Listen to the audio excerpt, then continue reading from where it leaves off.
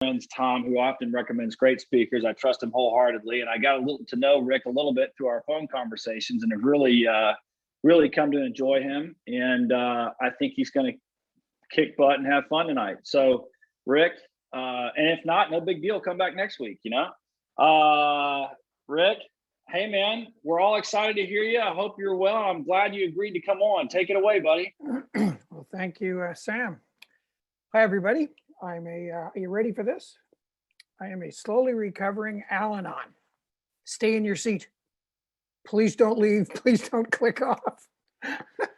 It's an amazing thing that a member of AA invites a member of Al-Anon to come and share at an AA meeting. So I'm super grateful for that, Sam. My name is Rick, as you can see from the screen, and might not mean a lot to people in AA, but to Al-Anon just means a lot. I am my own qualifier.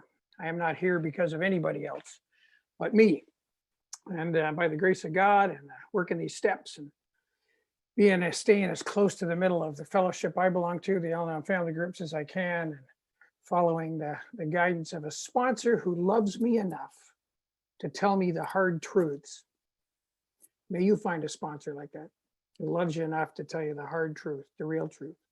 Because of doing all that, I'm happy to say that I've been a continuous member of Al-Anon since the 10th day of April, 1987.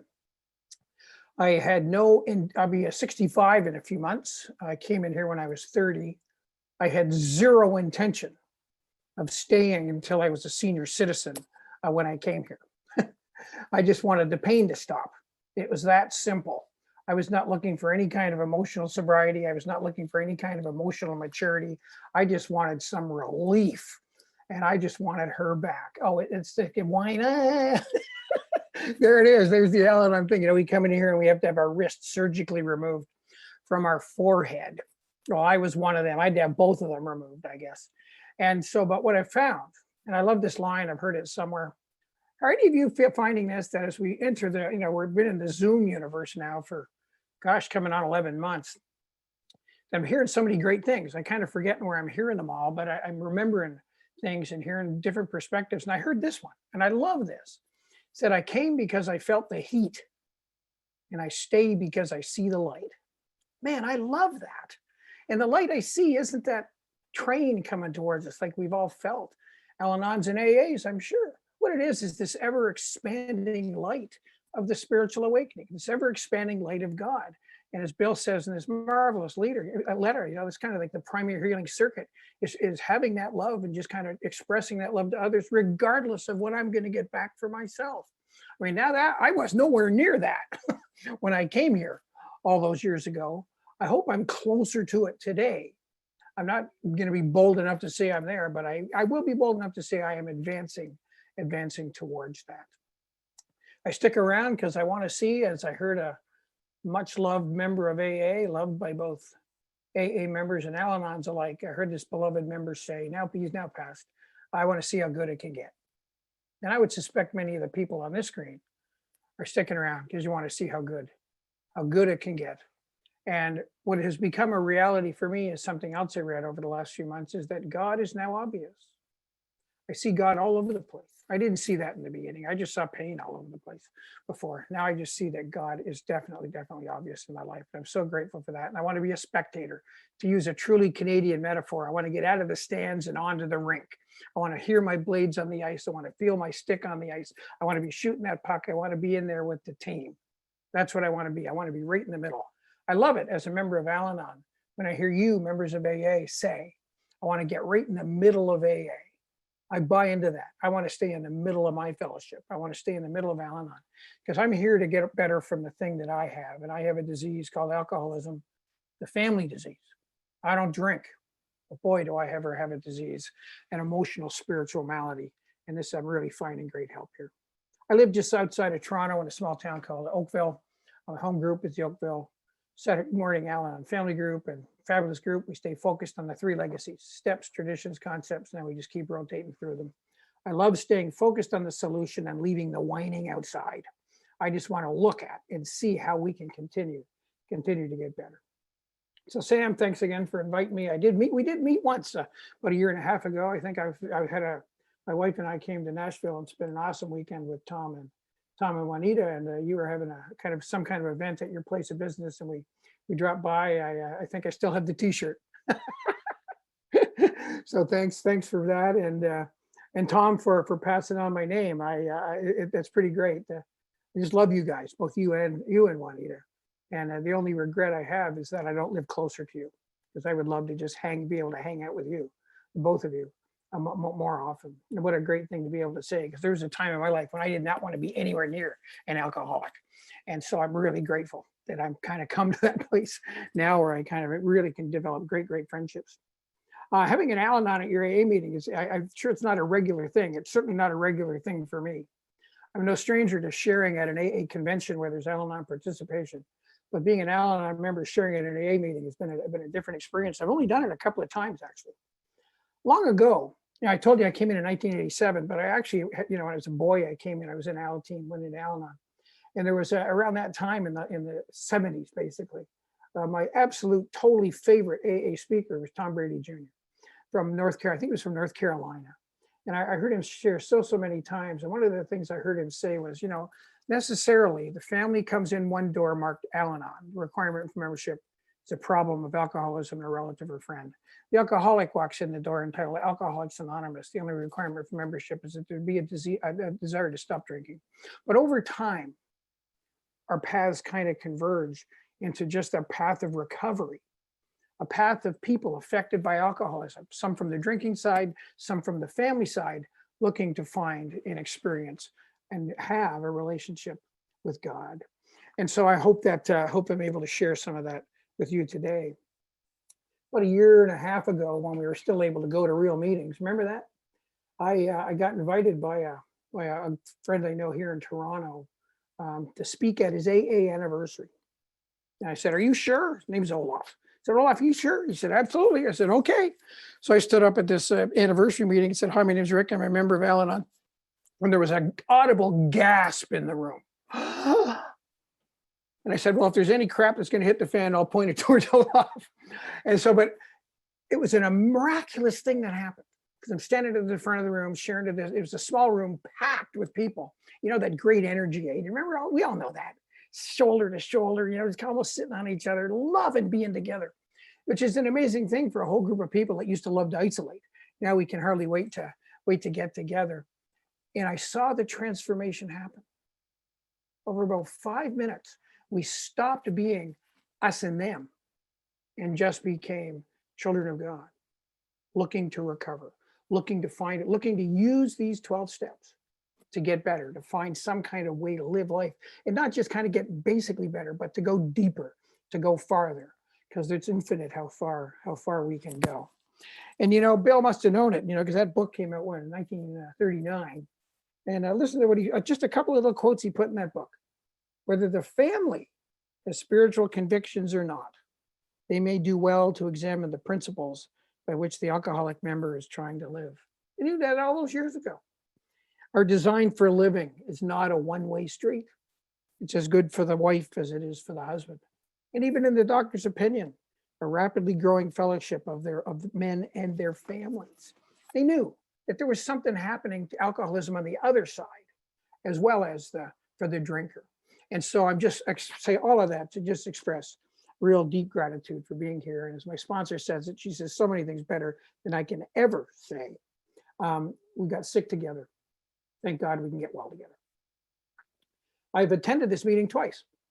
Just as a participant, I heard Tom and Juanita share at a Al-Anon anniversary 4 or 5 weeks ago, and Tom sang the praises of this group. So I showed up, and it was an amazing thing for me. I actually kind of felt like an interloper at an AA pajama party. Said, what am I doing here? I'm hearing you saying things. Like I was getting the inside scoop for all these alcoholics I've had in my life. There's been 5 of them. 5 major alcoholics, a grandmother, a father, and 3 alcoholic women that I chose. And I was kind of getting the inside, and I felt like, do I really belong? Am I really allowed to be here? It was just a beautiful thing. Because part of my disease is that I am absolutely, totally obsessed with you and everything you do. And if only you will do what I want you to do, I will be okay. And I was completely dependent on that I could not feel any kind of sense of satisfaction until you could do And it wasn't that I wanted you to do anything that was good for you. I wanted you to do it because it was good for me. Wow. There's a disease. That's the disease I've got. Tradition 5 in our fellowship tells us we need to understand the alcoholic. We need to understand the alcoholic so that I can let go of the alcoholic. But it's easy to see why we're obsessed with you. Your stories are way more interesting than ours. We're the kind of folks, and this is me, say, hey, I need bread. So I go to the store, I buy a loaf of bread, and I come home. The alcoholic say, hey, we need bread. Okay. They go get bread, and 3 days later, they wake up in Tokyo. It's like, it's just way more exciting than what the Al-Anon does.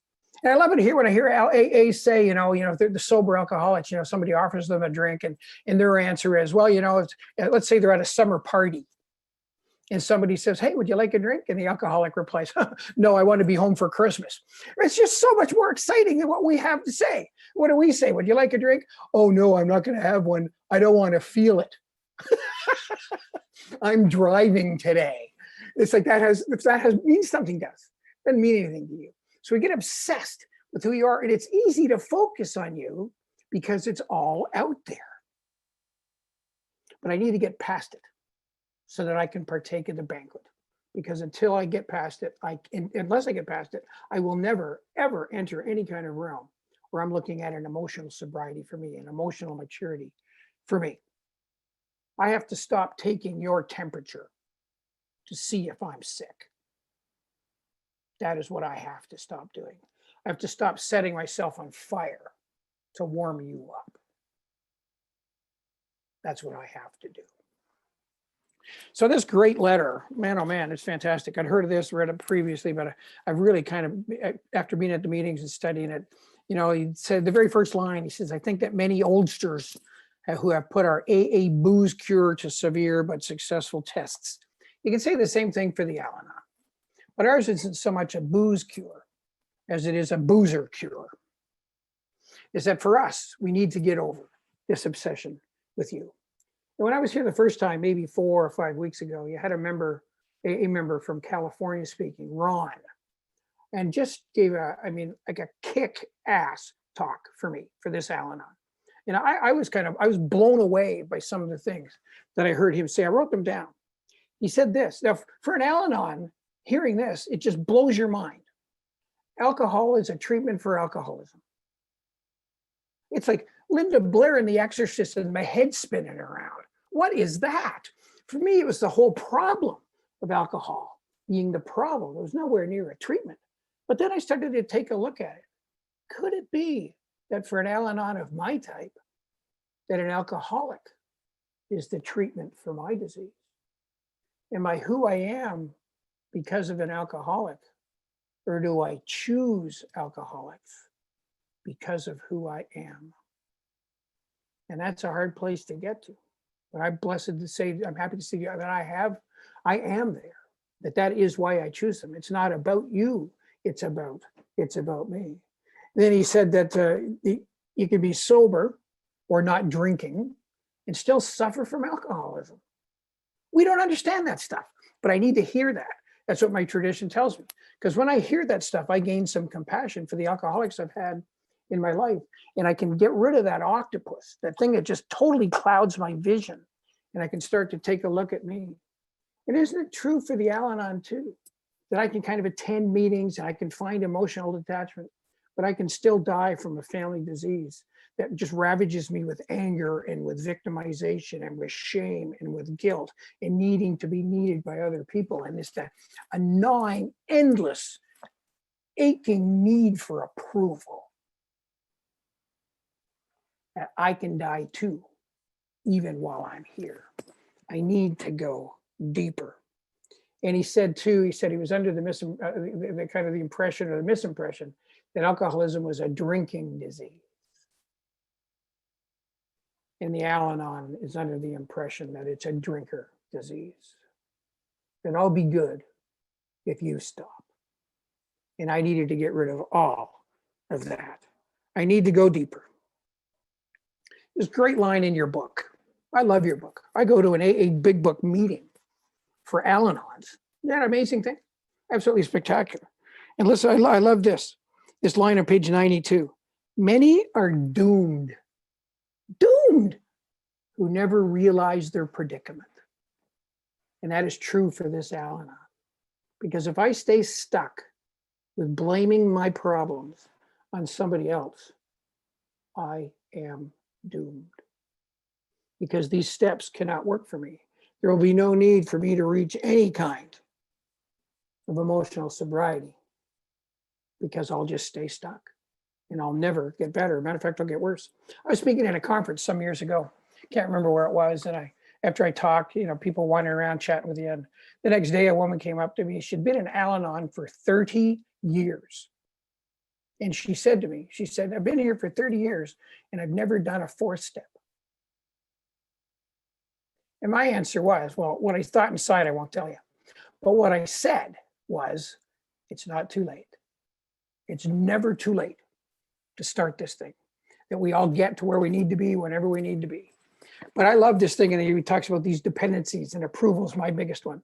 I heard a AA member share many years ago that he wasn't a people pleaser, he was an approval sucker.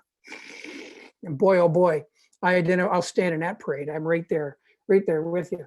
But one day I found myself at an Al-Anon assembly, and a guy tapped me on the shoulder, and he said, "Hey, Rick," he said, "I think you'd make a good delegate." Oh, beautiful. What an approval that was. Fantastic. My head just kind of boom, boom, boom, boom. Oh man, this guy thinks, oh, I'd be great. Wouldn't I be fantastic? Everybody would know who I am. I'd get to go to the World Series. Oh, that would be amazing. So I get home, and on Monday, I make a Monday night call to my sponsor. And I say, hey, you're never going to guess all of it. This is what Howdy was the guy's name. I said, Howdy said he thinks I'd make a great delegate. And there was a pause. And if you have a sponsor like mine, you can be blessed. But when you say something like that to a sponsor and there's a pause, as Butch M says from Ontario, buckle up, because you know it's coming. And so, so she says to me, she says, after this pause, she says, well, Rick, don't you think your area deserves a delegate who's practiced all 12 steps? Oh God, I didn't laugh at the time. It hurt like a hot knife going into my belly. But it was true, because all that I wanted was to be noticed. All I wanted was to be approved of. All I wanted was to be seen. All I wanted was to feel like, oh, hey, I'm something, because I felt like I was lower than the belly of a slug. Because I hadn't really worked those steps. I was into working the steps, but I hadn't really done that.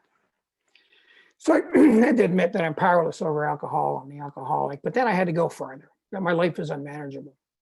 What does that look like for an Al-Anon? You guys might know because you live with someone. But it's really clearly defined. And my sponsor said it, and she said it to me so clearly. Like I said at the beginning, may you find a sponsor who loves you enough to tell you the hard truth. And when she started sponsoring me almost 27 years ago now, she said, Rick, one of my jobs is to really get you to see that alcoholism is a family disease, and it's a disease you have. It's not just that you are affected by somebody else's drinking. You're inflicted with a disease that has its own parameters, its own pathology. She said, you need to look at that like a diagnosis. Anybody here ever been diagnosed with an illness? I'm sure everybody on the screen has. And they had to do something about it. I was diagnosed a couple of years ago with prostate cancer, a really high aggressive, high risk form of it. Just a little sidebar, gentlemen, get a PSA test done, might help you out. So I was diagnosed, it was inside me. This wasn't something I was just affected by, because affected by to me keeps it out there. I needed it to be in here. And so I brought myself to the solution. And that's what I've been doing with the alcoholism, the family disease, is I bring myself to the solution. And like Bill says here, the next development, the next major development in AA, the next major development in my life was to grow past the drinker and to really start to take a look at me. And so what does it look like? You ever wondered what's wrong with the Al-Anon? Al-Anon's amazing at telling us what it is. Here's this little pamphlet. I love showing this. I show this all the time. I'm not going to read the whole thing. I'm just going to read a couple of things about my dependencies. Listen to a few of these, see if you identify with any of these. Do you constantly seek approval and affirmation? That's got nothing to do with anybody's drinking. That's got something to do with what I do. Do you overextend yourself? Do you fear criticism? Do you have a need for perfection? Do you feel more alive in the midst of a crisis? Can't be calm. More alive in the midst of a crisis. This is me. This is my stuff. This isn't about anybody else's drinking. This is me. Do you still feel responsible for others? What it doesn't even have my name on it. Do I still feel responsible for them? Do you isolate yourself from other people? Heard a guy say this not so long ago. Actually, I think it was Steve from Nashville. He said, isn't it an amazing thing? Our disease says, actually, I say I'm lonely. My disease says the answer to that is isolating. That just makes no sense. It's like my body says, hey, Rick, you're hungry. My disease says, yeah, throw out all the food in your fridge. It's craziness. But there it is. There's the stuff that's going on with me. Do you attract and or seek people who tend to be compulsive and or abusive? Have I chosen those 3 alcoholic women? Is it by accident? Oh, no, no, no. Matter of fact, as I look around the screen, I could probably find another one. Maybe more than one. There's just something about it. We speak to one another. There's a sick calling to sick. And how about this one? Do you cling to relationships? I always talk about it. And why do we cling to relationships? Because I really love you, because I want to develop a life with you, because I really want to, because I really appreciate who you are and attracted to the things you do. No, I cling to relationships because I'm afraid of being alone. There's my dependency. I'm afraid of being alone. So I will cling to anything that I can get. I'll do anything to divert from me. And what I've learned here is the wall is the doorway. I have to walk right through it to get to the other side. And our language in Al-Anon is just so, it can help me divert from me. That's kind of my major dependencies, diverting from me. Anything that can kind of keep me away from me. And so some of it is the language we use in Al-Anon. I found myself using all this. Listen to some of this. We refer to my alcoholic. So again, I put the focus on the person with the disease and not the focus on me.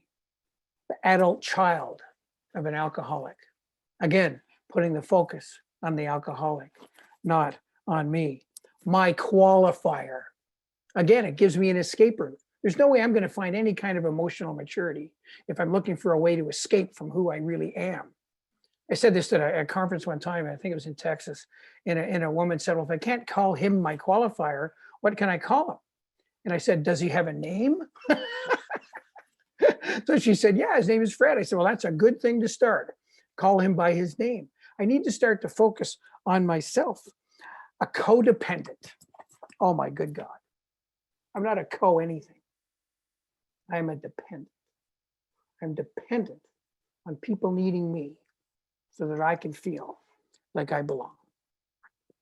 So I'm working through these steps with my sponsor. 1, 2, 3. I do my 4th step, and it's pointed out to me this spectacular line. You don't hear this much in Al-Anon, this one. Too much in Al-Anon, you hear, I got to look at my part in it. We've all heard Bob D hold up that piece of paper and say, my part. And he takes off the tiny little corner and said, that's my part. And the rest of the paper is you. That's not, yes, I own that one. But then what does your beautiful book say?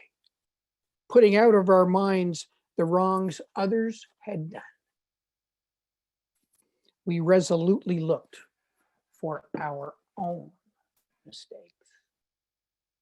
That's when I'm getting past that focus on somebody else that allows me to divert and to believe and to blame and to victimize. And so I did that, and I did that 4th step, did that 5th step, sat with my sponsor, went through the whole thing, and I discovered some things, boy, oh boy, and in putting them in the context of this letter that I've been reading over the last couple of days, I saw this intense anger and rage. Anybody else here have that? Would just kind of pop out. And I liked it, frankly. I liked the anger and I liked the rage. You know why? Because I didn't have to feel the fear. And it allowed me to feel, it wasn't right, but it allowed me to feel that I was powerful. I was totally dependent on that. And it was just underneath the surface. Anybody came too close, bang, out I'd go. And I'd go, wow, wow, what happened? Because I present this kind of image of being so, and then, but I had it right underneath the surface. That was one of the hardest things. I kind of get to 6 and 7, letting those things go. Am I really willing to let go of something that I've identified myself with my whole life? But this need to be needed. And I met my first wife after a whole litany of things went on. We were sitting in this room one time at a school in Western Canada, and she said to me, it would be, because I'd been in program for a while, and in my first iteration, I was helping her out. She'd tell me her problems, and I'd tell her to fix them. And oh man, I loved it. Totally loved it. That was my cocktail right there. And a couple of weeks into this thing, she said to me, she said, Rick, I've been seeing a therapist for a long time, but I don't need to see that therapist anymore because now I have you. Oh, baby, there it is. That was like, that's my Jack Daniels right there. I've got you. Oh, I thought I'd arrived. Because if you need me, you're not going to leave me. How can I be a nothing if somebody needs me? And I started to see this stuff, and I wasn't liking it, but I was real. And I had a sponsor that guided me through that. And just how much of a victim I am. And I adopt a victimized whole attitude, a victim approach to life. It's not my fault. And that served me well in my sickness, because then I never had to take responsibility for anything I did. It was sick. It's just this whining victim. I have a little 3-year-old granddaughter. She kind of whines about certain things. We all kind of pick her up, and it's kind of cute because she's 3 years old. When you're 35, the cuteness factor is over. It's just pathetic. But there it is. And I was completely dependent on, because I had no other way to do it. I just didn't know what else to do. How do you accept responsibility? And I kind of was this shapeshifter, right? I kind of be anything you wanted me to be. Totally dependent, because who I was wasn't good enough. It's kind of like, it didn't matter how I looked, it just if I fit. I just need to fit. It's kind of like doing a puzzle with a nail file. Hey, the piece won't fit, so I'll just kind of shave it away and I'll get it in there. Oh, it fits. That was me. Totally dependent. And the control. Bill talks about the control. Oh my God, if I can overcome the fear with the control and feel secure, I might get what I want. And it's all false. But I had to get there before I was willing to go any farther. And like you said at the beginning, this is for going past that. And if we haven't done that, there's really no sense in listening to this, I guess. But if we're there, let's kind of move forward. And Bill says, how awfully wrong I've been. Remember that? That realization of, oh my God, look at that. We don't know what we don't know. But when we know, we can never not know again. And there has to be a way out of this. And thank God there is a way out of this. And we can carry on with that thing. And right, I wrote down here too. So I did those steps, and I kind of got that real, like he says here, that real willingness to hew to right principles. So I did all that stuff, and life was starting to get better, and I continued to grow. But it wasn't perfect, not at all. Don't you love it when things go your way? I do. I love it. Life is great when things are going my way. I love it when the stock market goes up. Yesterday, I hate it when the stock market goes down. Today, that's just the way that is. One of the great lines in Al-Anon, kind of Al-Anon 101, is I don't have to like the situation, but I have to like myself in it. So I say that I love it when life goes my way, but what I'm really coming to develop towards is I love liking who I am as life continues, no matter what's going on in life. Who am I in this life? And that for me is, as I've been reading this letter, kind of really showing that there's an emotional kind of maturity starting to happen. I'm not so dependent on some of that old stuff. Not so dependent on getting what I want. Again, that 3-year-old little granddaughter. She has a 6-year-old sister. Her sister a few weeks ago lost a tooth, her first one. The little girl, the 3-year-old, she wanted to lose a tooth too. She wanted it. And so she started crying and whining. She wanted it. She wanted to get what she wanted. So we kind of picked her up, and it was very, very cute. But like I said earlier, and I'll say again, it's cute when you're 3, when I'm 33 or 43 or 53. Like Bill says, those adolescent urges, those elementary, those infant urges that so many of us have for approval, security, romance, getting my desires met. I need to address them. Now, the funny thing about this is I can stop anywhere I want to. I can stop anytime I want to stop. Every day I make a commitment to this recovery. Every morning I wake up, I say out loud, "Good morning, God. I'm in." I say yes to this. And I've done that every day, all those years, and it's working. And I'm showing up to what this can be. I want this to go farther. It's like Sandy said, I want to see how good this can get. I pray to want what God wants for me. That was never where I was before. There's a maturity starting to happen. There's a balance starting to happen. I want to thank my dear friend George Sponcia, and just to love him. He sent me this thing on maturity. I never knew AAs talked about this kind of stuff. When I was at those meetings previously, when I heard you guys sharing, I thought, I'm in an Al-Anon meeting. It's just kind of because that's what I meant. Like I was an interloper at an AA pajama party. I didn't know you kind of talked about this kind of stuff. Because, when I'm at conferences, it's kind of more the drinking stuff and the stuff, but this was deeper. And I loved it. And so George sent me this thing about maturity. Maturity is the ability to control anger and settle differences without violence or destruction. Nice. Maturity is patience. It is the willingness to pass up immediate pleasure in favor of long-term gain. Maturity is perseverance, the ability to sort out a project or a situation in spite of heavy opposition and discouraging setbacks.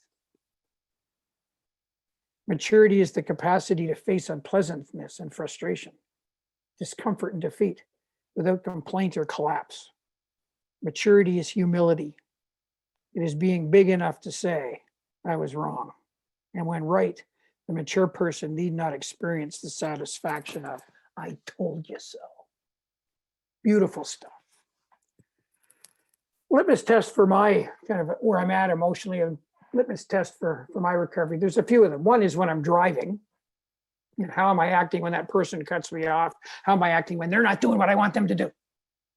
That's a really great one. Another great litmus test for where I'm at emotionally or where my recovery's at is how am I in a business meeting?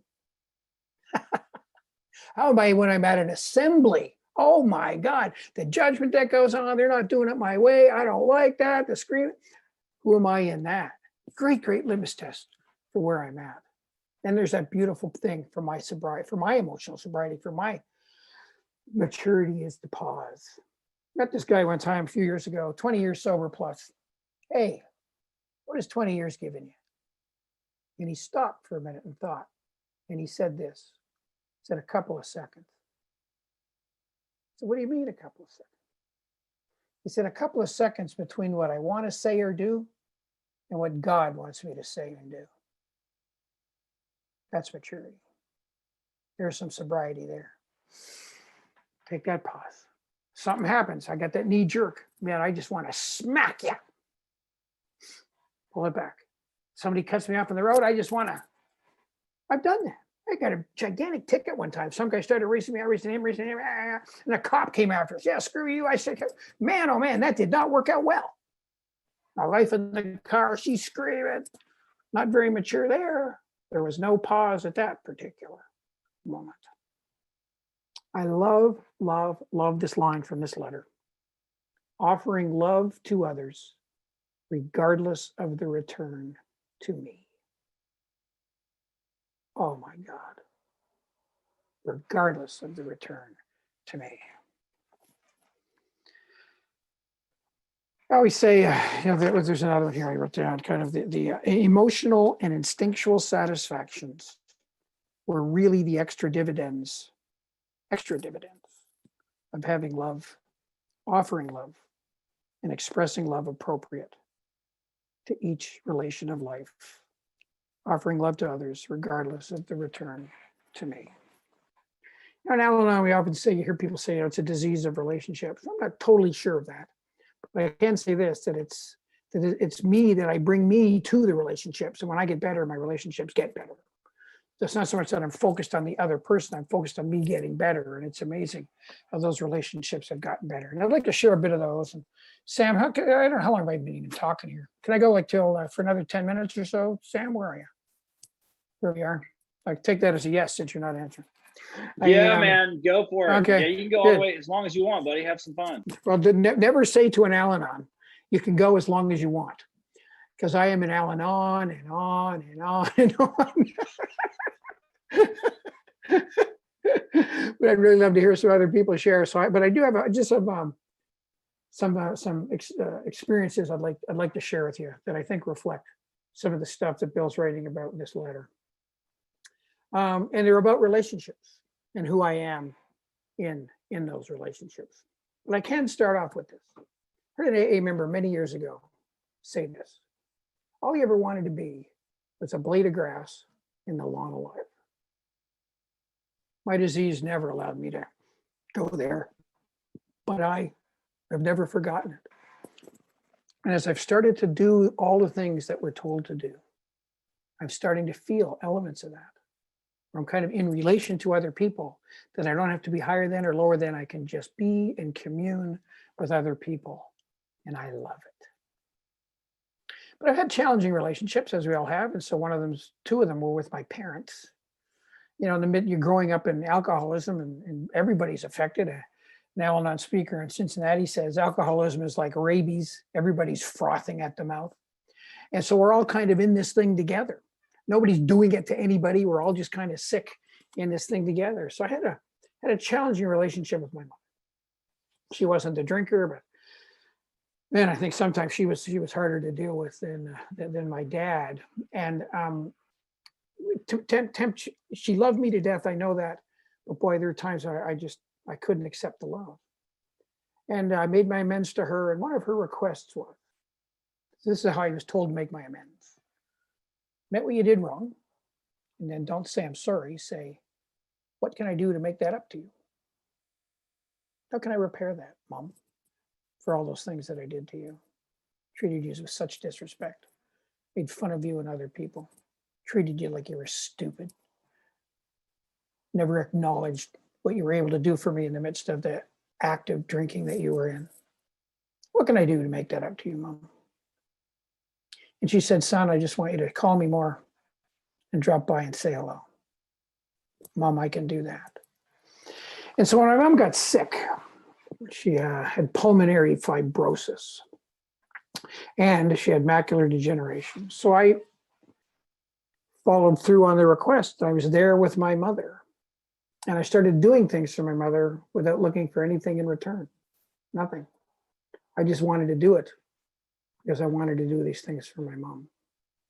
And so I would take her down. It was like an 8-hour trip for a 5-minute little procedure to bring her to a hospital in downtown Toronto for an injection into an eyeball. And then we'd have lunch, and then I'd have to drive through Toronto traffic to get her back to her house. And I'd have to drive to the other side of the city. And on the way back from one of these visits at the hospital, she said, son, I'm so sorry to be doing this to you, you know. And I said, Mom, you're not doing this to me.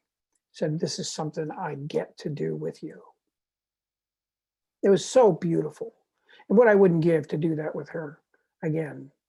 And what happened was a love started to develop with my mother that I had never really felt before. By doing things, by showing up, not looking for anything in return, not judging her, not berating her, being her son, being an adult man with my mother. Then when she got diagnosed with a terminal illness, my mother and father each got diagnosed with a terminal illness within 48 hours of each other. It's a time where I would go to one hospital to visit my mom and another hospital to visit my dad. My sister and I were saying, who's going to go first? And I'd show up to see my mom. I'd go to see her after work first, and she couldn't see anymore. She loved Al-Anon. She was a 47-year member of Al-Anon when she died. And so I'd read her books. I'd read her Al-Anon books, and we'd share a little bit on that. And I was just present with her. Isn't that just one of the beautiful gifts we get? That we can be present with one another without looking for anything in return.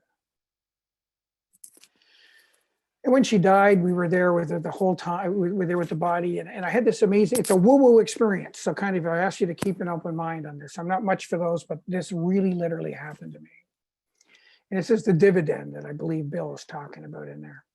Because I was with her and we stayed right to the end, right till they pushed the casket into the oven. I don't recommend you do that. I did it. I'm really glad I did it. I was with her to the end. I loved her. I came to love my mother. And when I was driving away from that, where the crematorium was, it was at a cemetery. I kind of had this vision, but this, like, my mother came into a vision. And she was kind of up there and she just said this simply to me. She said, "Thank you, son, for being there." Right to the end. And it touched my soul. And what had I done? I had been the best son to my mother that I could be, looking for nothing in return. And it was a similar experience with my dad. My dad got diagnosed with a really nasty cancer. They're all nasty, but super nasty cancer that comes from being exposed to asbestos. Mesothelioma, it's called. It was like textbook. It lasted about 13 months from diagnosis. And he had gotten married a few months earlier and his wife never lived with him. I mean, it was just like the most bizarre situation you could ever imagine. And so I showed up for my dad. This was the main alcoholic in my life. I'd made my amends to him a long time ago. And I showed up and I was with him at every chemotherapy treatment. I was with him at every doctor's appointment. I had a speaking engagement one time, and because his wife didn't live with him, she wasn't going to the chemotherapy. And so I went with him, and I was really happy to do it, to be present with him, pick him up, bring him there, and spend time with him. And the first time he did it, he didn't know what the reaction was going to be. And so I had a speaking engagement. He had it done on a Thursday, and I was supposed to leave the next morning to go away to talk somewhere. And I had to phone and say, "I can't come." And I stayed with my dad. And a couple of days, when I did leave a few days later, again, I'm talking about the dividends that come when we do things with expecting nothing in return. So this is amends had been made a long time ago. He kind of grabbed me and hugged me and kind of, as I was leaving, and he said, "You know, son," he said, "any man would be lucky to have a son like you." Beautiful. So, so beautiful, from following that instruction, of doing the things with expecting nothing in return. Then a lawsuit happened. And man, oh man, I don't know how emotionally mature I was. You know, like Bill talks about the prayer of St. Francis, where there is hatred, let me sow love. I was so filled with hate. I wanted to burn her house down. Where there's injury, pardon, oh my good God, I wanted you to hurt 10 times more than I was hurting. Where there is doubt, faith, oh my God, and on and on. It was a dark, dark period in my life. But I did the things that I was told to do. My sponsor said, just take the right action. And I used this thing called a prayer jar. I don't know if you ever do that. I just kind of would write a prayer at the beginning of every day when I was doing all this work, defending things. And that helped me. And it got me through it. I didn't like the situation, but I sure loved who I was in the situation. And that was the key element for me. And that's kind of become a guiding principle of my life. When I met my wife, my beautiful wife, she had three children. I never had any children of my own. And of course, I wanted them to like me. Anybody ever been in that situation? Kind of getting married or hooking up later on, they've got adult children. You kind of want to ingratiate yourself to them. So all that. I was doing it all of it. And they were not responding well, not at all. And so my sponsor said this great thing to me. It was kind of like a tradition. She said, "Hey, Rick, be who you are and let the kids come to you." Really? Because, man, I'm not feeling good and I want them to like me, because if they like me, I'm going to feel good. And if they like me, then she's going to like me. What? Be who you are and let the kids come to you. And so I did that. And each one of them has happened to, and they've got grandkids, they've got children. They allow me to be called grandpa. I mean, it's an amazing, amazing thing. Just yesterday, the oldest son called. I was on another call. I called him back. His name is Derek. I said, Derek, everything okay? Sir, I can take the call. He said, well, yeah. He said, I got something to tell mom. Well, to tell you. I said, well, do you want me to go get your mom? He said, no, I want to tell both of you. He's 41 years old. And I come upstairs with the speakerphone. He said, hey, we bought a new house. Financing came through. We were able to get a new house. But he wanted to share that with me. Dividend. I didn't do anything of being with Derek to get any of that. I just wanted to show him that I loved his mother, and I wanted to be available to be whatever I can in his life. And that's worked for me. And then with my wife, and this is what I'll end with. When I met her after 3 alcoholic relationships, and the alcoholic women I was with were awesome women. They had the disease. They weren't bad. Alcoholics aren't bad. Alcoholics have a disease. I have a disease. It's kind of a disease calling it disease. I took some time off, and then I met this beautiful woman, and I wanted to do things different. So I literally did this. Literally, before the first date, I had this book on using the traditions in relationships. I read tradition 1. That's what I read before I left the house. I'm going to do this differently. And I went and got her, brought her out to dinner, and she knew it was a date. I'd met her in Al-Anon. She was in Al-Anon. I married an Al-Anon later on. Can you believe that? Who obsesses about whom in that relationship? Anyhow, she knew it was a date. We went out for the date. I came back. I hugged her goodnight and left. I'm going to do this different. Didn't go in, wasn't planning on what the grandkids are going to like. I wasn't doing any of that stuff. You know what we all do. And then I waited for a little while before I called her again. Started to take it slow. But then the old me kicked back in. Oh, I want this. I want this. And I want it now. This is so great. Emotional sobriety, emotional maturity kicks in. Hey, Rick, slow down. You've done it wrong. You've done it not right. So many times you've just gotten in so quick and it's so hard to get out. Let's do this different. So I sat in a park bench with her. I said, I'm really liking you, but I want to do this different. Can we go slow? I didn't even recognize the words coming out of my mouth. Who is this guy? And she said, thank God, I need to go slow too. I didn't know it would be 9 years slow, but that's what, if I had known that, I wouldn't have said that actually. But that is the way that worked out. And so we moved in 9 years later, we bought a house. And then after 3 years, I thought, I want to make a different commitment. And so I had the ring in my pocket. We'd been at church. We went to that very same park bench. And this is an amazing story. And I'm sitting there kind of nervous. It's a November day, but it's a warm day. And I got the ring in my pocket. And I'm just about to ask her, and walking down the trail right by the lake is a member of Al-Anon that we know. And she was hurting. I'm about to propose. And so she comes up to us, and I'm thinking, get out of here. I don't know what I'm going to do. But God kind of came in and said, Rick, this is exactly what's meant to be. Be present for her. And so both my soon wife, my fiance to be, and I stood up, and we spent about 15 minutes, and it was kind of like everything calmed down because I gave it to her without any expectation of anything in return. And I just got this amazing dividend. And the dividend was that this fellowship and this program became an integral part of the genesis of the marriage relationship I have with my wife. I'm happy to tell you that when Tiffany is her name, when Tiffany left, I sat down and asked the question, and Lee said yes. I'm very, very happy to tell you that. Then a number of years later, we're away at an event, and whenever I share my story, I talk about the alcoholic women that I was attracted to and the things that I was doing. And Lise says this to me. My wife's name is Lise, L-I-S-E, beautiful French Canadian name. And she said, how come you're attracted to me?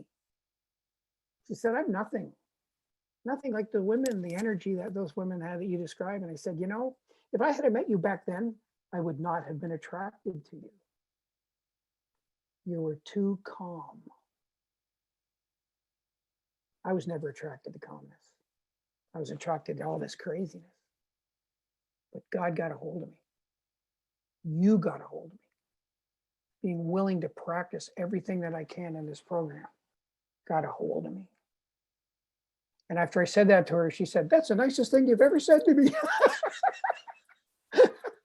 And it's the truth, because God has worked his magic. Listen to this last great line. Oh my God. "I have been given a quiet place in bright sunshine." Take that in. I opened my talk early on by saying I came because I felt the heat. I stay because I see the light. I see so much light here tonight. Sam, Tom, Juanita, thank you so very, very much for inviting me into the light of this gorgeous group here today, and for the honor of having an opportunity to share with you a bit tonight. God bless you all. Thank you. Oh, thank you, Rick, so much. I love that. That was beautiful. I love the part where you talked about an ever advancing spiritual awakening, because that's exactly what this is, and I found myself,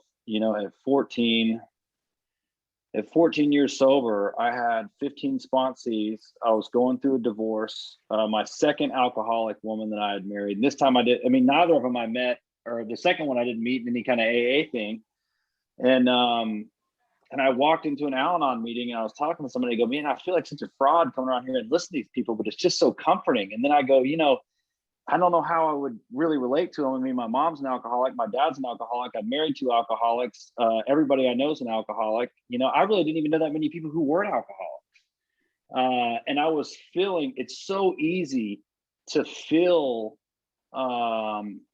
and not realize you're doing it, to fill that void. Bill did it. Bill went to, somebody was talking about how, and that's what this letter's about. But somebody said he had a major breakthrough at 20-something years sober when he'd stopped seeing Harry Tebow and he'd started seeing this woman therapist in one of his breakthroughs. And he talks about it over and over and over before he had this breakthrough. But he reminded himself, or had such a big reminder, that, he was living on the approval of all these people in AA. Living on the approval of all these people, and he was filling that hole with that.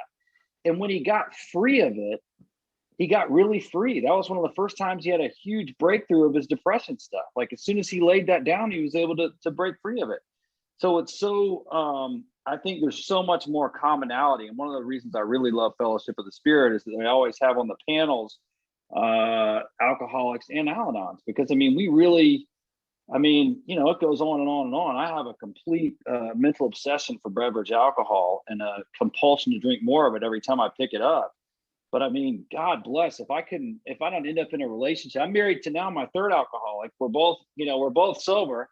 I love alcoholics, but I shit you not. If I didn't ever see him drinking or meet him in an AA, I could meet an alcoholic in a Walmart or a Kroger or a mass event, have no idea, and that could be like a dry time. And next thing you know, my second wife, she drank her brains out. It was almost like I had a separate life. Friends of mine from AA would come over and be like, "Man, how do you live in this shit?" And I'd be like, I don't know, what are you talking about? And it's like, these people drink all day long.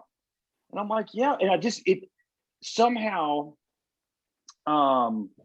it's funny how much in relationships, the need to be needed is so corroding over a long period of time. And the beauty of the light that I see in Al-Anon and AA, and the beauty of God's ever advancing spiritual awakening, is what Kurt was talking about a while ago. I love this. He talks about the evolution and maturation towards wholeness. You're no longer hanging on to all these people, circumstances and stuff. That wholeness is really coming with me getting closer to God. I'm not leaning into an AA meeting and I've got 150 people that are laughing or not laughing or crying. I'm not giving some pitch to feed my soul with accolades and approval because I know what these people will like to hear. It's because I'm being a real person. I'm being who I am, and I'm okay, to be who I am. And I really appreciate your talk. So now you have the privilege of calling on 2 or 3 people. Just pick through the Hollywood squares there and okay, line them up, man. Well, on my screen, I only know there's only 2, so I'm not going to call on them. I will that I know. I'm gonna kind of shake. I'm gonna just call on somebody I do know that I haven't heard from for a long time. Clinton Jones. Be lovely to hear from you. Wow, what an honor to be asked. First one to speak for Rick Jatuk. Thank you so much, Rick. What a Hey, great you said my name well, right too. Bravo. and there you go. I shouldn't have said that, but That was beautiful. That's great. Thanks very much for saying it. Linda and I both admire you so much. You did a great job. Thank you so much. I spent quite a bit of time on the phone. Well, more than one phone call today with Tom. I don't need to vent on a meeting because I'm in a good place. So I've been on the phone all day with people, and man, I am happy you called on me. Tonight is Linda's. Tonight was Linda's home group meeting, and so she's actually not here. She's down in Central Florida, but she opted out of being here so she could chair her home group meeting on a Zoom meeting. And boy, I'm going to make sure she knows just what she missed. I'm going to let her know just how much she missed a great talk. It was funny when you were sharing, Rick, one of the things, and I've shared this a couple times, when I get in that place, Linda starts reading to me out of the big book. So I'm getting better slowly. Thank you for calling on me. It's good to see you. Hey, Clint, great to see you. And please say hello to Linda for me. How about Rick A. from Boca Raton? Rick, you're up, buddy. Hey, Rick, I just, I was just so happy that I heard about this workshop tonight, and I got to hear you 2 nights in a row. That's right. Last night, You're Rick, a glutton for punishment. Yeah, last night you knocked it out of the park at our men's meeting, at our men's Al-Anon meeting. And, I put it out there and came back for some more. Just so much choice stuff. And I just, I just love the humor that you bring to so much of what goes on in our lives. And I just go, oh, that's me, that approval sucker thing. And, just obsessing on the other person and just really just being all over the place and finding the 12 steps and finding a way through that. And just kind of like how you ended it, finding a little sunshine, quiet place and a little sunshine. So thank you so much for tonight. Thanks, Rick. Good to see you again. How about Can Dance, Nashville? And not sure if I was gonna say you should call on her. I would almost private message you. We're connected, man. There we go. Yeah, we're connected, baby. Hey, Rick, I am a grateful member of Al-Anon. Oh, yeah, I didn't know that. Yes. And I am so happy that I heard you tonight. I'm exhausted. I'm doing so much Al-Anon work here in Nashville. We started a daily meeting. We have between 30 and 50, 60 people coming every day for newcomers especially. So I'm doing that. We've had over 16,000 calls to our helpline in the last 10 months. So it's busy here, but I really am so glad I was here. You spoke to me. Oh, I needed to hear you tonight. You spoke to me. I myself have been in the program for 46 years and I have a disease. I come back because I have this family disease. When I got here 46 years ago, I was 25 years old. And I kept thinking, what's a nice girl like me doing in a place like this? Because there's so many alcoholics in my life. Why do I have to do this? And it was the greatest thing that ever happened to me, ever. Thank you so much. Thank you. Thank you so very much. How about, this is fun. How about, you're giving an Al-Anon, it's unbelievable. Well, we open it up. If you want to share, raise your hand. Rick, call on anybody you want I'll to. call. How about if I call on Kat V from Philly? Oh, she's fun. There you go. Hey, my name's Kat. I'm a real alcoholic. Rick, thanks for calling on me. Hey guys, I haven't been here in a couple weeks. I've missed you. So usually when I'm listening to the letter being read at the beginning, something different usually pops out every time, and I just jot it down and then I listen to the speaker. And what I jotted down tonight was that the current can't flow until these absolute dependencies are broken at depth or length, one of the two. And when you started talking about you were asking the questions like, do I constantly seek approval? Am I overextending myself? Fear, criticism, all of those things, need for perfection, right? And then you went on to say like being codependent. And I love how you said, I'm not a co-anything, I am dependent. That was me my entire life. I mean, before becoming dependent on drugs and alcohol, I had absolute dependency on others fulfilling me emotionally. And I was so filled with nothing but self-centered fear. Self-centered fear is what drove me in everything, in thought, in action, and word, and being dependent on other people to fill me up, to try and push that fear to the back or to the side. And I was so sick that, you know, seeking alcohol and drugs was my solution for so many years. And then, you know, becoming physically sober 3 years ago in August, that was just a beginning. You know, I was sober with a spiritual solution, but there were so many aspects of my life that I was unwilling to give to God. And my relationship was one of those. And it suffered. Like I caused more harm sober with a spiritual solution I was unwilling to apply to the relationship than I did when I was drinking. And I made an absolute mess of things. It wasn't until I was finally had enough pain in that area that I was finally able to see that my emotional insobriety could be just as deadly. And until I got to that place where I was desperate enough to turn it all over to God, I just kept causing harm sober, and it sucked. I really loved when you said you wake up every morning and you say good morning, God, right? And pray to want what God wants for me. I had a really fun time listening to you tonight, man. Thank you for being here. Thanks very much. How about Veronica from Santa Fe? And let me say thank you for Hey. all of the great energy you sent back at me when I was talking. I appreciate that very, very much. There's the energy exchange. Loved it. Thank you. Hey, everyone. My name's Veronica and I'm an alcoholic. And Rick, that was really something.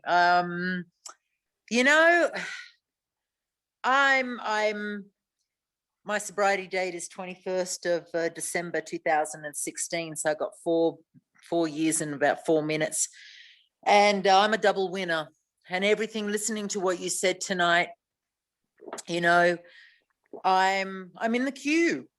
I'm in the queue for doing what is required as an Al-Anon as well. You know, it's funny.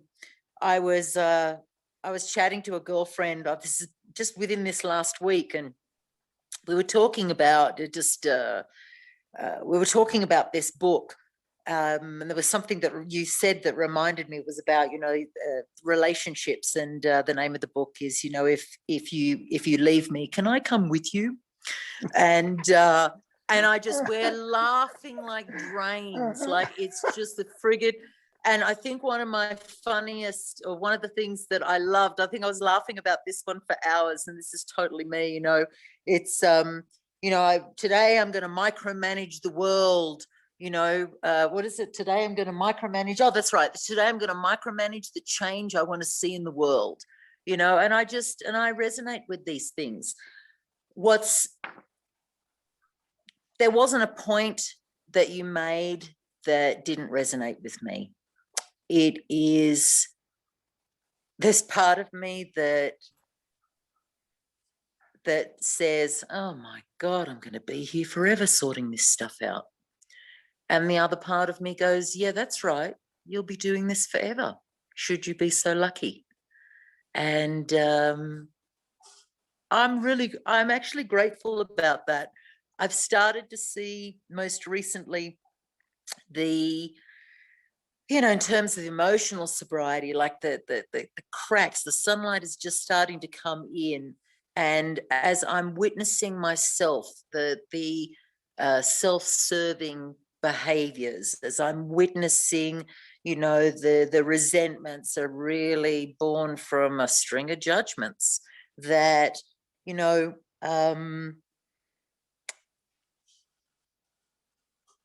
it's actually not that bad. It used to be a horror story, and somehow I think it was, you know, like when you said, you know, when you see it, you just can't unsee it, or when you know it, you can't unknow it. And there's something in the clarity that comes with a certain, I guess, I don't know, let's call it a level for lack of another word, of realization. And you just go, oh yeah, there it is. Oh, well, no wonder, bloody, bloody, bloody, blah. And this is how it all used to go. So thanks so much. Absolutely rocked it. I loved listening to you. Thank you. Thank you very much, Veronica. So Sam, how if I just open it up instead of cherry picking? Yeah, we'll just say, allow yeah, people we'll to just, well, we ask people volunteer. to raise their hands, but a lot of times people don't raise their hands because they don't want to, like, you know, Okay, everybody's so kind of, so if nobody just gotta raises a pick on hand, them. I'll keep picking. just keep So, going. Go for okay. it. George Hirschler. Good evening, everyone. My name is George Hirsch. I'm an alcoholic. Rick, excellent, excellent talk. I'm also an Al-Anon member as well. Rick's my sponsor. You know, this article that Bill writes about, it really turned my life around as far as a level of maturity was concerned. My late AA sponsor always taught me about being mature and behaving in a mature fashion, and it takes a while in AA or in Al-Anon to develop this type of behavior. I've been here in AA since September the 15th of 1991, and in Al-Anon since August the 10th, 1993, and I'm still growing. And I'm still maturing in certain areas, but you know, both programs are about not doing it as much as I used to do it, and not behaving like an adolescent, like Bill wrote about there, and not connecting myself to unhealthy behaviors and having unhealthy dependencies upon people. Because what happens to someone like me, if I don't take care of myself, then that's what happens to me. I emotionally get attached to people's behaviors, to people's reactions, and then I get into trouble. So that's why continuing inventory is important for me on a regular basis, to check and see how I'm doing things, and making sure that, you know, I keep the focus on myself. But even so, in doing that, give of myself as well. When asked, practice love and service. Anyways, Rick, I love you, and thank you so much for your talk tonight. Thanks, George. And thanks for that maturity little quote. I loved it. Sarah H. from Brooks, Iowa. You have your hand up in the participant sidebar there. Hi, everyone. My name is Sarah, and I am an Al-Anonic alcoholic. And I really loved your talk, Rick. It really did give me, reminded me of some perspectives that I've learned along the way. Very good reminder. And the way your humor was just amazing. When my husband and I, both my husband and I are sober together, we both got 25 years, but when we were about 7 years sober, my husband suffers from a lot of pain and illness and stuff like that. And so we were going to doctors and stuff like that. And they were prescribing a lot of pain medications and stuff like that. And we kept talking to sponsors and talking to people in the program and talking to the doctors. And we did the due diligence. And we said, you know, are you sure this is okay? Are you sure this is okay? Are you sure? Are you sure? And they kept saying, yeah, it's okay. It's okay. It's okay. Until I scraped him off the sidewalk and put him in treatment. It was not okay. But, you know, and I discovered at that time that I had a very unhealthy dependency on trying to fix him at that time. You know, we had been doing pretty well in Alcoholics Anonymous. We had gone to Al-Anon with his mother and, you know, had done that thing. But during that time, where he was at when we put him in treatment was 75 miles. We're in a very rural area, and it was 75 miles from our home. And we went to, so I'm driving back, I'm going to work every day and driving back and forth every evening and going and staying on the weekends. And my sponsor finally said, no, you will go once during the week, and then you will go, and while you're there, you'll go to an Al-Anon meeting. And I'm saying, what the hell? But I'm an alcoholic. And I am so forever grateful for that suggestion, because it saved my ass. I lost that. I learned to cope with that dependency and turn that around as to how to be helpful with him and not be dependent on getting him well. I learned to try and be emotionally well within myself instead. And what ended up happening was, we got him through that. But during that time, there was so many times when I was very, very distraught. And one day I couldn't get a hold of my sponsor, and I got a hold of a woman who was 30 years sober in the program at the time. And I called her up, and I was on my cell phone with her when I had we had a landline, and I was telling her, I don't know what to do. And I was sobbing on the phone. I just don't know what to do. I just don't know what to do. And we don't have Al-Anon meetings around here. I mean, I think I'm probably 60 miles from the nearest Al-Anon meeting. But so I said, I don't know what to do. I don't know what to do. And just at that time, my landline rang, and it was the sheriff's department, the county sheriff's department. And the dispatcher was telling me, Sarah, we have a woman here who needs help. Can you come? And I got back on the phone and I said, I know what to do now.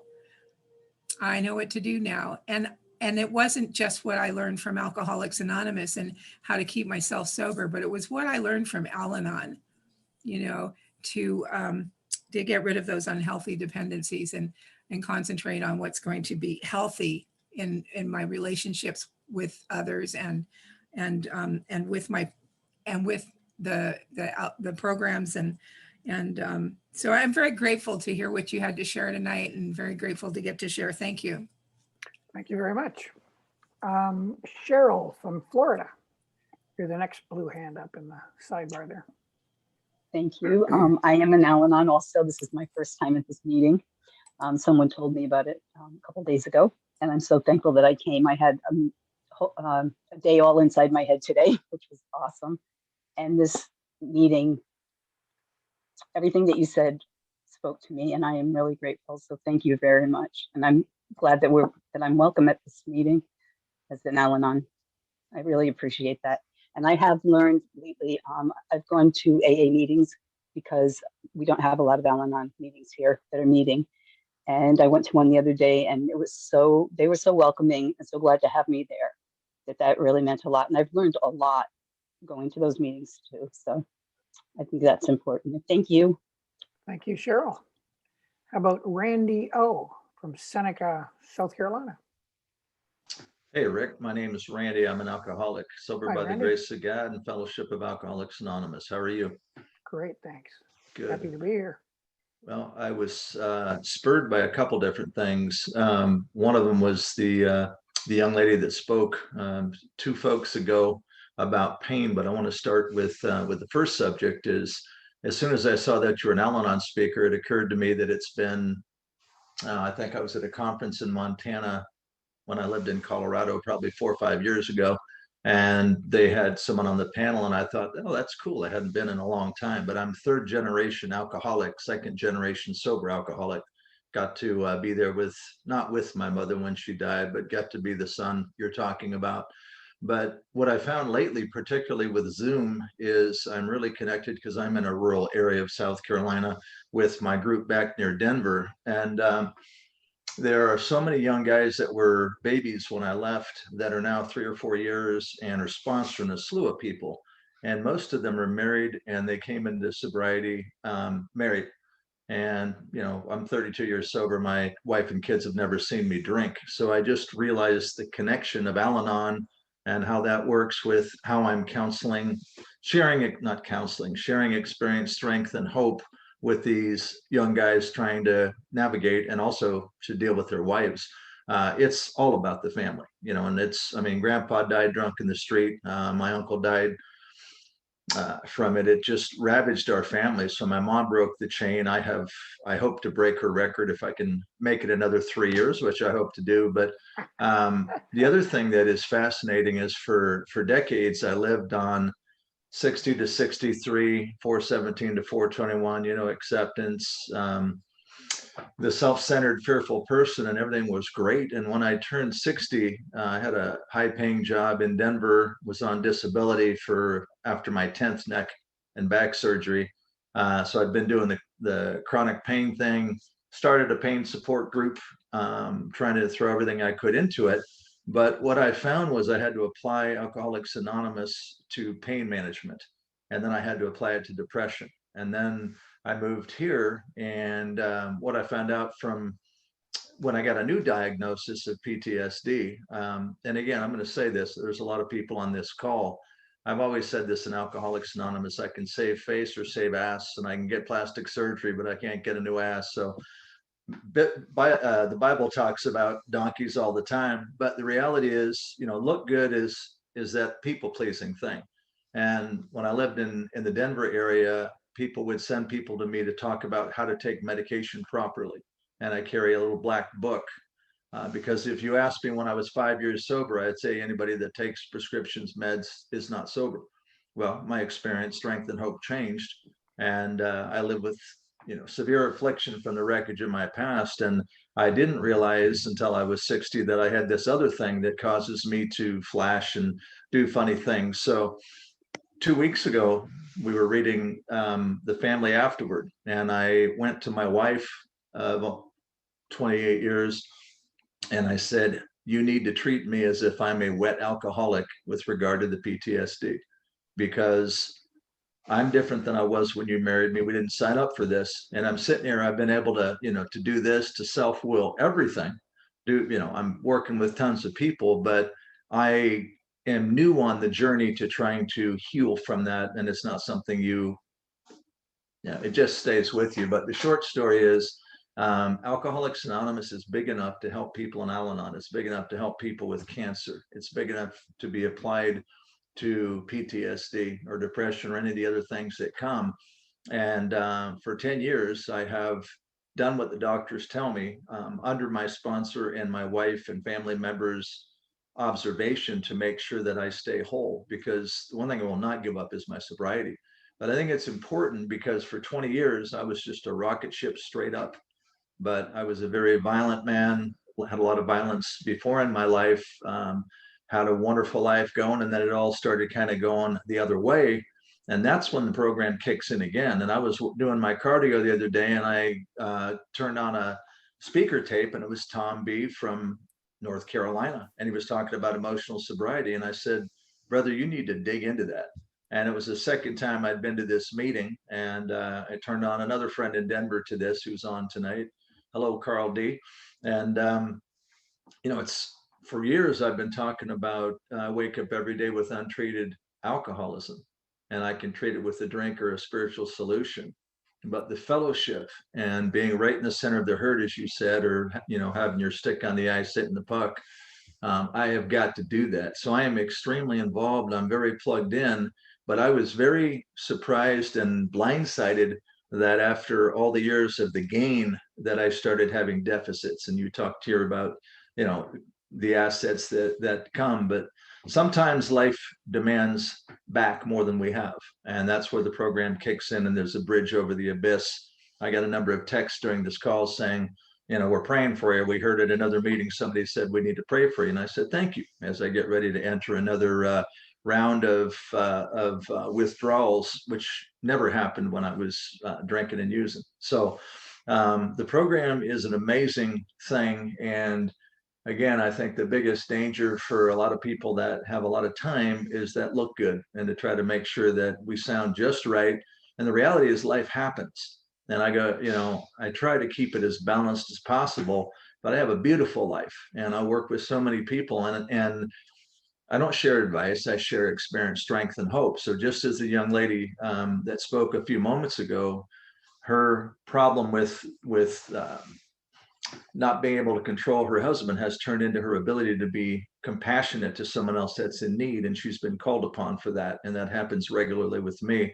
So that is the cross that I bear, and God knows better than I. But, we all have something for each other, and it's not one size fits all. There's a wrench for every nut. And I'm just blessed to be part of the fellowship. And I really, I can cite chapter and verse, and I'm reading the history and studying and all that, but I need emotional sobriety every day. So I like what you said. I'm going to wake up in the morning, instead of saying, oh crap, I'm awake again, try to say, thank you, God, for another day. Good So, morning, God. Thanks. Absolutely. First thing out of my lip every day.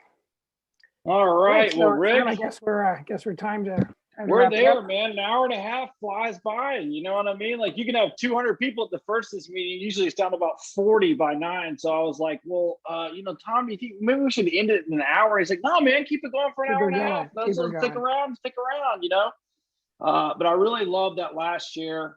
And I think that, for me, what I heard a lot of, and what I hear a lot of in the Fellowship of the Spirit conferences, is that, we're a big family here, and alcoholism is a family disease, and it is a big part. We're all here trying to do big book recovery. And if you look at, the people who are real, you have people 25, 35, 45 years sober or in Al-Anon who say, who fall in certain areas and are honest about it. Don't have that vain bullshit that makes them, isolate away and either kill themselves or drink again. Right. It's just, it's a big ask to continue to grow, to perfect and enlarge my spiritual life and continue to do that. Sometimes we fall short of that. That's just human, I think, So anyway, Rick, is there anything that you have not thought about or that you thought about while somebody else is sharing that maybe you want to add before we close it up? No, I'm just I think you just said it. You hit it in the head there, that we're just kind of this big family recovering. Yeah. And we do have our separate rooms, and that's a really important thing to do. But when we can have these moments to gather together like we have tonight, to share the same spiritual recovery, it's just a beautiful thing. So I'm feeling I've advanced another step tonight. So just deeply grateful to you again, Sam, and to everybody. Thank you, buddy. Everybody for being here. Well, Pretty thank you for beautiful, coming a part of our thing. group, and thanks for Yeah, all the I kind of come every couple of weeks. I love it. Yeah, it's great. Thank you, everyone. So the way we Yeah. close our meeting, if you haven't been here, is we usually just put it on mute because it sounds like a schizophrenic something when you have everybody in the delay factor and 150 people trying to pray at the same time. It can kind of creep you out. So I kind of like to have that quiet inner, say the Lord's Prayer in our inner room. And so we'll just have a moment of silence. And if you can.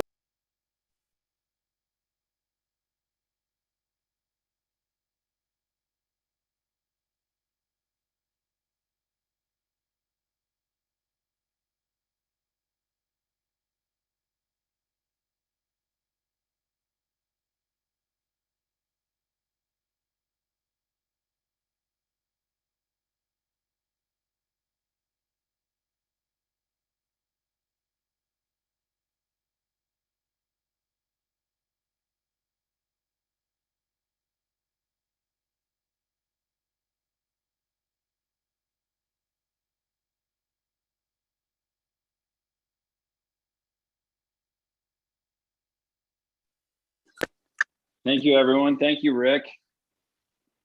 Great night. Thanks for coming. Rick, that was a great show. Thank you. Everyone. Thank you all. guys. Really, Thanks again, appreciate Rick. it. Everybody have a blessed week.